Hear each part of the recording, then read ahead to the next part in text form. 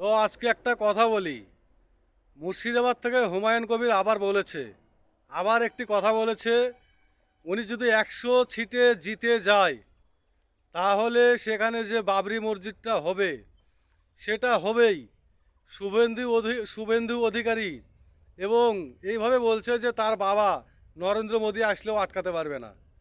তো 100 সিটটা আপনাকে কে দিবে? শুধু মুসলমানের ভোটের আশা করছেন আপনি? শুধু মুসলমানের ভোটের আশা করলে তো আপনার 100 সিট হবে না। আর হিন্দুদের তো ভোট পাবেন না। হিন্দুদের ভোট পাবেন না তো। হিন্দুদেরকে তো আপনারা আগে কেটে কেটে তো ভাগীরথী নদীতে ভাসিয়ে দিয়েছেন। যত হিন্দু লোক ছিল আপনি তো আগে কেটে তাদেরকে ভাগীরথী নদীতে ভাসিয়ে দিয়েছেন। তো হিন্দু ভোটটা আপনার আসবে কোথা থেকে? হিন্দু ভোট তো আর পাবেন না। আর মুসলমানের ভোটে আশা করা যায় আপনি 100 সিটও পাবেন না। তাহলে আপনি বলতে চাচ্ছেন যে মসজিদ হবে না? তাহলে মসজিদের টাকা পয়সা গুলো কি হবে? এত সামগ্রী যে দিয়েছে লোকে সেসব কি হবে? সেসব তো সব রিটার্ন করতে হবে আপনাকে।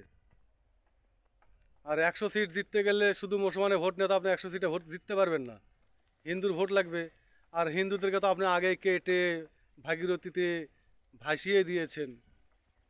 কি মনে পড়ে সেসব কথা? আর বলছেন যে শুভেন্দুর বাবা নরেন্দ্র মোদী আসলেও আটকাতে পারবে না। আগে জেতেন 100 সিটে, তারপরে